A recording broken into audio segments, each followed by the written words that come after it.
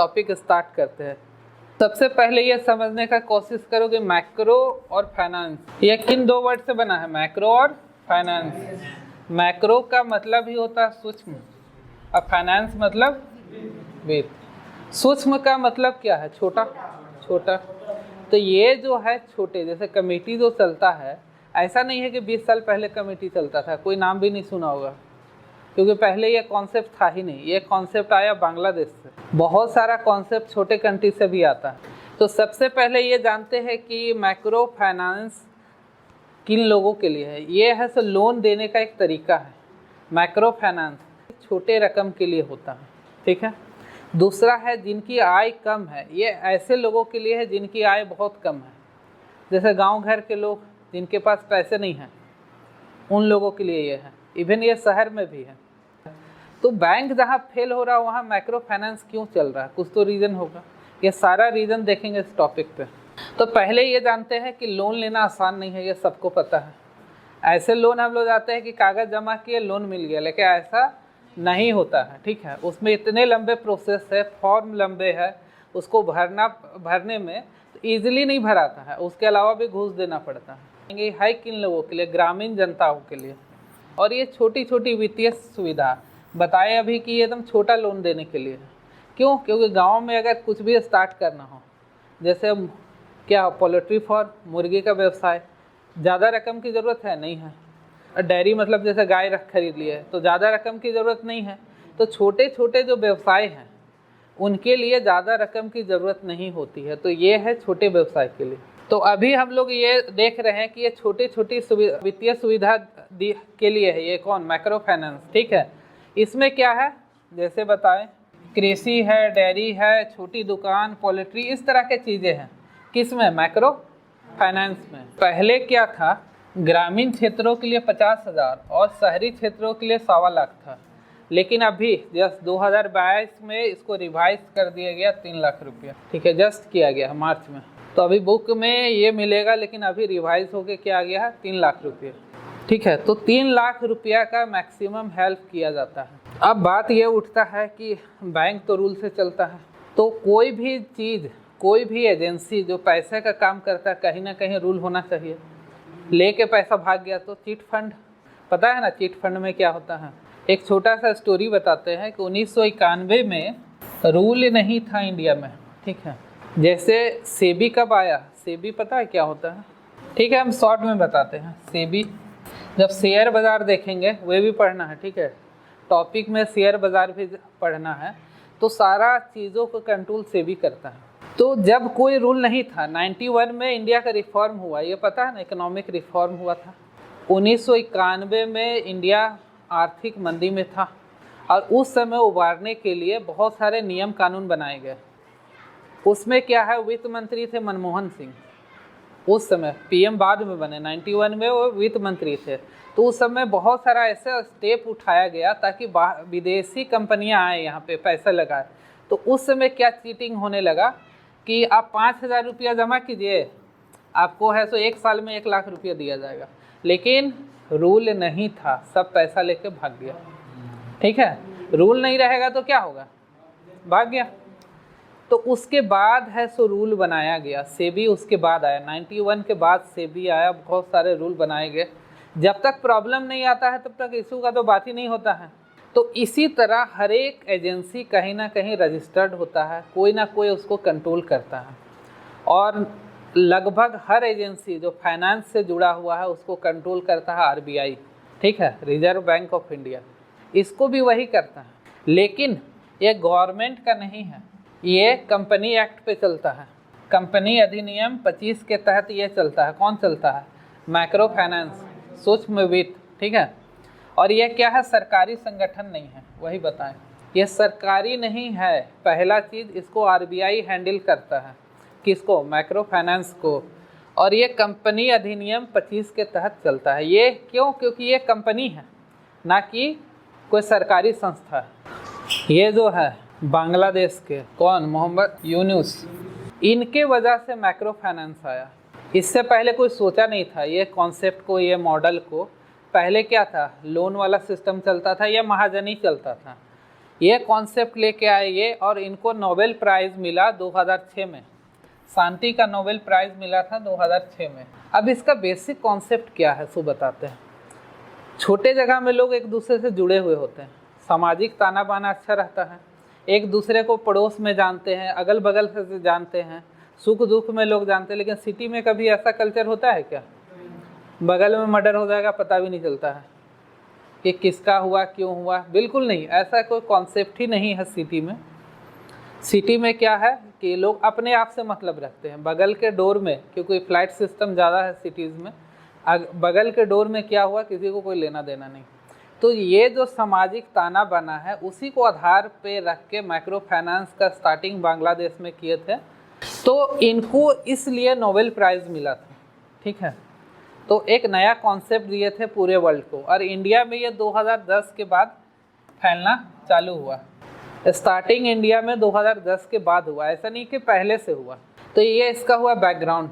अब हम लोग जानेंगे कि वर्क कैसे करता है। अभी तक तो हम लोग ये जाने कि आरबीआई इसको कंट्रोल करता है, लेकिन डायरेक्ट कंट्रोल नहीं करता है। अब सबसे पहला है कि फाइनेंस कर रहा है लेकिन बैंक नहीं है, ठीक है, बैंकिंग प्रणाली से भिन्न है। ये बैंक तो नहीं है। बैंक का क्या बेसिक रूल होता है पता है ना? जमा करना। इसमें जमा करना पैसा का कोई रोल नहीं है, इसमें सिर्फ है कर्ज देना, ठीक है। इसलिए बैंकिंग से भिन्न है। आगे देखेंगे इसके बारे में कि क्यों बैंकिंग से भिन्न है। दूसरी बात है ये सिर्फ महिलाओं के समूह को दिया जाता है। किसको दिया जाता है? महिलाओं के समूह को। रीज़न बता रहे हैं। इसका कॉन्सेप्ट है ना बिल्कुल ग्रामीण स्तर का सोच के बनाया गया, ऐसा नहीं कि शहर का। अब सपोज कर लो कोई आदमी दारू पीता हो, अब वो क्या करेगा? वो पैसा जमा करेगा, रियलिटी। तो इसको ऐसा बनाया गया है कि औरतें जो निचले तबके में होते ज़्यादा जुड़े रहते एक दूसरे से, इसको जानबूझ के ऐसा बनाया गया है। और ये कॉन्सेप्ट हिट रहा तब पूरे वर्ल्ड अपनाया। ऐसा नहीं है कि पहले वर्ल्ड में ये कॉन्सेप्ट चल रहा था। दूसरा, समूह में देने का एक और इशू है। सपोज कर लो कि जैसे तुम लोग 4 हो, ठीक है, चारों को पैसा दिया गया 1 लाख रुपया। अब मान लो इसके पास नहीं है या नहीं चाहती हम जमा करें, तो क्या है, तुम लोग चारों फ्रेंड हो तो प्रेशर बनाओगे कि नहीं कि ये पैसा दे। और यही वजह है कि ये कभी फेल नहीं हुआ। पता है एक चीज़ है, बताते हैं, इसको बोलते हैं एनपीए बैंकिंग के भाषा में, नॉन परफॉर्मिंग एसेट्स। ये होता क्या है? जब हम लोन लेते हैं और चुकाते नहीं हैं, लोन लिए और नहीं चुकाए, तो उसका एक टाइम पीरियड होता है, 6 महीने के बाद, साल भर के बाद, 6 महीना नॉर्मली होता है, वो नॉन परफॉर्मिंग एसेट हो जाता है, मतलब बैंक का घाटा हो गया। इसका रीज़न क्या है बता रहे हैं। कई बार मैनेजर जानबूझ के लोन दे देता है फेक डॉक्यूमेंट पे, ठीक है, पहला रीज़न। दूसरा रीज़न है कि आदमी भाग गया। मान लेते हैं यहाँ लोन लिया और दिल्ली बम्बई कहीं भाग गया और बैंक उसको नहीं पकड़ पा रहा है, तो लोन किससे लेगा? तो वैसे केस में वे पैसा को बोला जाता है कि वे बेकार हो गया। एसेट मतलब क्या होता है? संपत्ति। नॉन परफॉर्मिंग ऐसा संपत्ति जो काम नहीं कर रहा है। कहने का मतलब लोन बेकार हो गया। पता है कितना अभी लोन है सो डूबा है बैंक का? अनुमान लगाना सिर्फ 2.95 लाख आई थिंक करोड़ होगा, ठीक है। इतना बड़ा रकम अभी बैंक का डूबा है 1 साल में। तो जस्ट आइडिया लगाओ कि बैंक क्या लोन का क्या स्थिति रहता है। ऐसा नहीं है कि हर लोन चुका लेता है। जस्ट एक आइडिया लगाओ कि कितना बड़ा लॉस होता है क्यों लोन नहीं चुका पाने की वजह से, ठीक है। अब हम लोग देखते हैं कि अभी देखें क्या कि बैंकिंग प्रणाली से भिन्न है। दूसरा, इसमें जो होता है हमेशा महिलाओं के ग्रुप को दिया जाता है, बताए थे अभी जस्ट। और उसका रीज़न यही रहता है, ये उम्मीद किया जाता है कि जो ग्रुप है, एक आदमी हो सकता भाग जाए, लेकिन जब ग्रुप को दिया जाए तो सब पे प्रेशर है ना, कि अगर एक ना चुकाना चाहे, गांव में कोई घर छोड़ के भागता है क्या? जल्दी नहीं भागता है। शहर में भाग सकता है, गांव में जल्दी न भागता नहीं है। तो सब पे प्रेशर रहता है। मान लो कि बगल वाला घर वाला मतलब नहीं जमा कर रहा, तो डेली आदमी सुनाएगा कि क्यों पैसा नहीं चुका रहे। तो यही एक रीज़न है कि सक्सेसफुल रहा। पता है इसका कितना वसूली होता है? 99%। ये 99% सक्सेसफुल है। कौन? Micro finance. जस्ट एक देखो बैंक कितना फेल हो रहा है और माइक्रो फाइनेंस कितना सक्सेसफुल हो रहा है। 99% इसका लोन, किसी एक वजह 1% हो सकता है, किसी का डेथ हो गया, कुछ ऐसा हो गया इशू, लेकिन 99% वापस हो जाता है, ठीक है। इसमें दूसरी बात क्या है कि इसमें सुविधा दिया है कि 15 दिन, सप्ताह या 1 महीने में ये फिक्स कर दिया जाता है कि आपको पैसा चुकाना है। 1 साल में अगर पैसा चुकाना हो तो थोड़ा मुश्किल है, अभी एग्जाम्पल से आगे देखेंगे कि क्यों मुश्किल है। लेकिन अगर 15 दिन में तो छोटा रकम ही होगा ना। अगर 1 लाख लिया और 15 दिन में चुकाना तो बिल्कुल छोटा सा रकम चुकाना होगा, तो आसानी से लोग चुका लेते हैं। किसमें? माइक्रो फाइनेंस में। दूसरा है कि हर गांव में ही सेंटर बना दिया जाता है कि कहीं और नहीं जाना पड़े, बैंक या कहीं नहीं जाना पड़े, जिस गांव में है वहीं पे सेंटर बना दिया जाता है। अब इसमें हम लोग ये भी जानेंगे ना, एक आश्चर्य का चीज़ आगे बताएंगे, अभी नहीं बताएंगे क्योंकि पॉइंट बाई पॉइंट बता रहे हैं कि बैंक में जितना लोन होता है उससे दोगुना इसमें चुकाना पड़ता है, लेकिन फिर भी लोग चुकाता है। रीज़न क्या आगे देखो, बताते आगे कि क्या होता है। पेशेंस। इसमें कितना % लोन चुकाना पड़ता है आइडिया है? कम से कम 26%, इसीलिए बोले पेशेंस बताते हैं। उसके बावजूद सक्सेसफुल है, कुछ तो रीज़न होगा ना। उसके बाद क्या है, एक फील्ड ऑफिसर होता है जो फील्ड ऑफिसर ट्रेनिंग देता है। एक ग्रुप बनाया जाता है जिसका नाम होता है SHG, सेल्फ हेल्प ग्रुप, जिसको बोलते हैं स्वयं सहायता समूह। ठीक है, क्या बोला जाता है? स्वयं सहायता समूह। देखो, हर चीज़ में एक नियम होता है। गांव वाला को पैसा तो दे दिए, पता कैसे चला कि कौन नियम फॉलो करना है? तो इसका मतलब किसी को ट्रेंड करना पड़ेगा। ऑफिसर डेली जाके देखेगा तो नहीं, तो एक फील्ड ऑफिसर होता है जो ट्रेंड करता है स्वयं सहायता समूह को। ठीक है, जिसको बोलते हैं SHG। इसको ट्रेंड करता है, कौन करता है? Field officer. कोई दिक्कत इसमें? ये ट्रेंड करता है, ये कुछ नहीं होता है, महिलाओं का समूह ही होता है, क्योंकि सारा चीज़ तो महिलाओं को दिया जा रहा है। तो ये क्या है? महिलाओं का समूह है। कौन? SHG। पूछता है एग्जाम में, क्वेश्चन आते हैं इसलिए बता रहा है। उसके बाद क्या है कि ये सिर्फ कर्ज प्रदान करता है, मतलब पैसा जमा नहीं करना पड़ता है। पैसा कब डूबता है? जब हम पैसा जमा करते हैं। जैसे बैंक में क्या, हम पैसा भी जमा कर रहे हैं और निकाल भी रहे हैं, लोन भी ले रहे हैं, वो अलग। मतलब 3 एक तरह का फंक्शन है जो नॉर्मल फंक्शन है बैंक में। क्या? पैसा जमा करना, निकालना और लोन। ठीक है, लेकिन इसमें पैसा जमा नहीं कर रहे। जब हम जमा ही नहीं कर रहे तो भागेगा क्या लेके? ऋण ले रहे हैं, उसको चुका रहे हैं। ठीक है, ऋण का पैसा जमा कर रहे हैं, लेकिन ऐसे नॉर्मली जैसे हम लोग सेविंग अकाउंट में कैसे जमा करते हैं वैसे जमा नहीं करते इसमें, कि पैसा बचा 1000 रुपया जाके जमा कर देते हैं बैंक की तरह। ऐसे इसमें नहीं जमा करने का रूल है। लोन चुकाना अलग बात है। तो जब जमा करने का कोई प्रावधान ही नहीं है तो चीट कैसे करेगा? पहले पैसा दे रहा है ना, ऐसा थोड़ी है कि पैसा जमा ले रहा है, पहले पैसा दे रहा, तो चीट कहाँ किया? ठीक है, इसलिए चीट फंड से अलग भी है। कौन? Micro finance. अधिकारी की नियुक्ति अभी बताएं कि एक अधिकारी का नियुक्ति किया जाता है, वही ट्रेंड करता है, वही लोगों के समूह। ये जो लोगों के समूह जो लिखा हुआ है ना, वही है SHG, सेल्फ हेल्प ग्रुप, स्वयं सहायता समूह। जिससे यह संपर्क में रहता है उसको ट्रेनिंग देता है और अंतिम राशि तय किया जाता है। इसका मतलब भी बता रहे हैं, क्योंकि हर माइक्रो फाइनेंस का अलग रूल होता है। ऐसा नहीं है कि माइक्रो फाइनेंस कंपनी कोई भी खोल सकता है, हम लोग भी खोल सकते हैं। उसका भी हर चीज़ एक नियम से चलता है, तो इसका अलग रूल होता है। लेकिन इस पर कुछ लिबर्टी दिया हुआ है, हर माइक्रो फाइनेंस अपना रूल लागू कर सकता है। इसलिए चूंकि हर माइक्रो फाइनेंस अपना रूल लागू कर रहा है तो अंतिम राशि तो अलग अलग हो सकता है। तो इसीलिए कि क्या पेमेंट करना है, मान लो 1 लाख दिए, कितना करना है? अभी हम क्या बताए कि 26% मिनिमम करना रहा, तो क्या करना है वो कौन तय करता है? मतलब अधिकारी, जो अधिकारी आता है वो ट्रेंड करता है किसको? स्वयं सहायता समूह को, कि कितना लेना है नहीं लेना है, और अमाउंट वही तय करता है। दूसरा, इसका सक्सेसफुल होने का एक वजह क्या है कि जनरली क्या होता है, हम घर बनाने के लिए लोन दिए, लोन हम लेके घर आ गए, पता नहीं घर बनाए नहीं बनाए, हमको चुकाना है, बाकी बैंक को कोई लेना देना रहता है क्या? नहीं रहता है। लेकिन इसका काम सिर्फ ऋण देना नहीं है, बल्कि उसका साथ तब तक नहीं छोड़ता है जब तक वो अपना कारोबार नहीं जमा लेता है या कारोबार को भली भांति रन नहीं कर लेता है। तो सक्सेसफुल होने का चांसेस बढ़ रहा है। क्या है? हाई इंटरेस्ट रेट 26%, ये मिनिमम 26 होता है। अब इसका रीज़न क्या है, इतना ज़्यादा क्यों लेता है और उसके बावजूद लोग ले रहा है? अब ये समझना है हम लोगों को। बैंक से कंपनी लेता है बैंक से 12%, जब ये खुद 12% पर लोन ले रहा है कंपनी किससे? बैंक से, तो अब उससे ज़्यादा देगा। अब यहाँ सवाल उठता है 12 ले रहा है तो 12.5 या 13% पे क्यों नहीं दे रहा? इतना ही देना चाहिए। ये 26% या उससे ज़्यादा क्यों दे रहा है?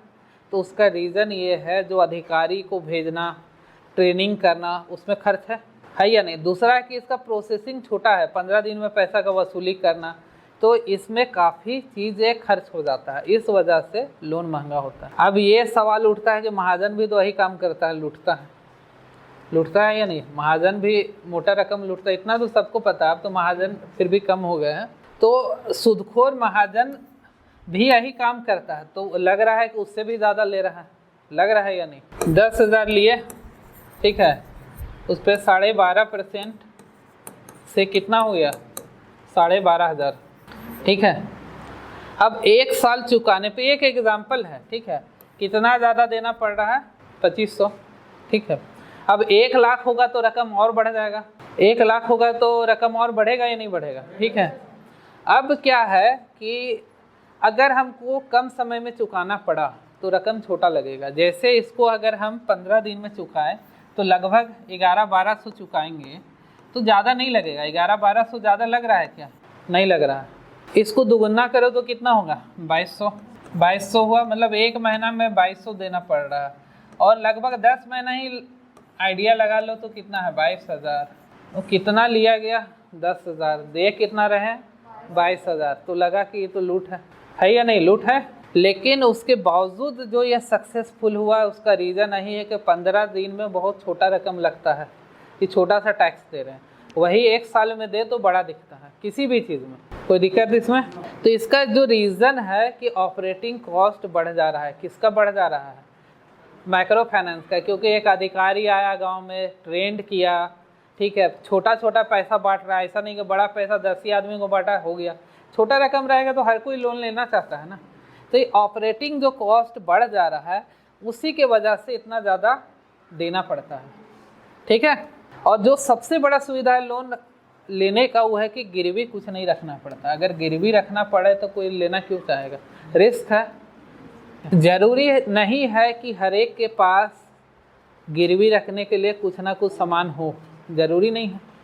सबके पास घर हो, ज़रूरी नहीं है। गरीब लोग बहुत है, अगर घर नहीं रहेगा तो क्या गिरवी रखेंगे, गाड़ी नहीं रहेगा क्या गिरवी रखेंगे, गहना नहीं होगा क्या रखेंगे, ज़मीन नहीं होगा। तो ऐसे बहुत सारे लोग हैं जिनके पास नहीं है गिरवी रखने के लिए, तो उनके लिए तो बहुत अच्छी बात है ना कि मिल जा रहा है लोन। तो यही इसका सक्सेसफुल होने का रीज़न है, किसका, माइक्रो फाइनेंस।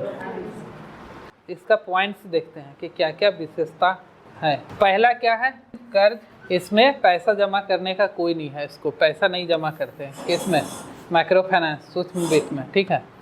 दूसरा है कि इस किसके देख रेख में चल रहा है, भारतीय रिजर्व बैंक।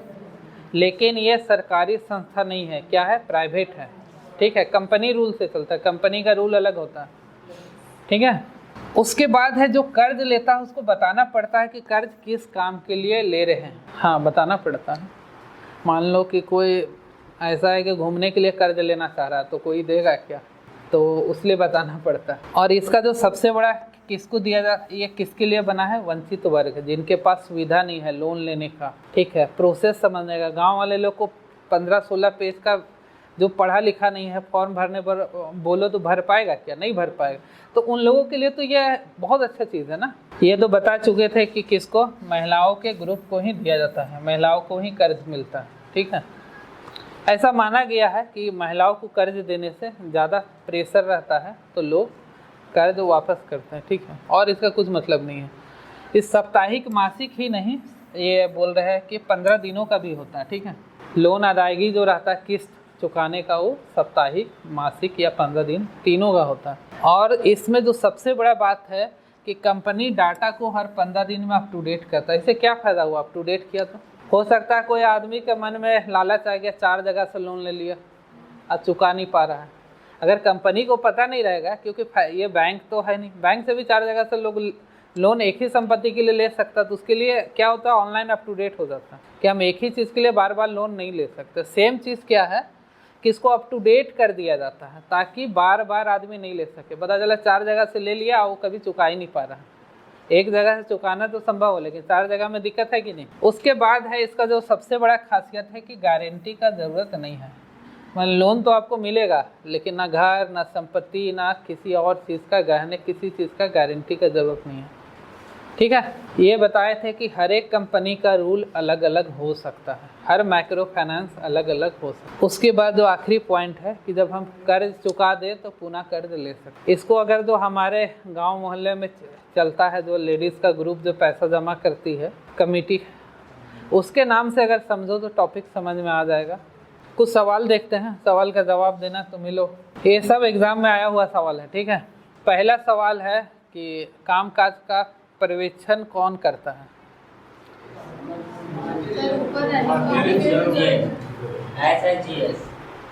नहीं, सेबी शेयर बाजार के लिए है। शेयर बाजार अभी पढ़ाए नहीं है ना।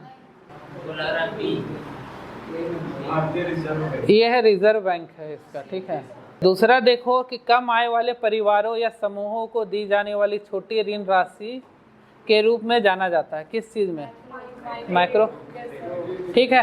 ये सारे एग्जाम में सवाल आए हुए हैं, ठीक। आखिरी सवाल देखो कि स्वयं सहायता समूह में ऋण और बचत के संबंध में निर्णय कौन लेता है? अब ये बताओ। समूह, स्वयं सहायता समूह, SHG, ठीक है, सेल्फ हेल्प ग्रुप। तो इसमें कौन लेता है? यही है इसका समूह के सदस्य।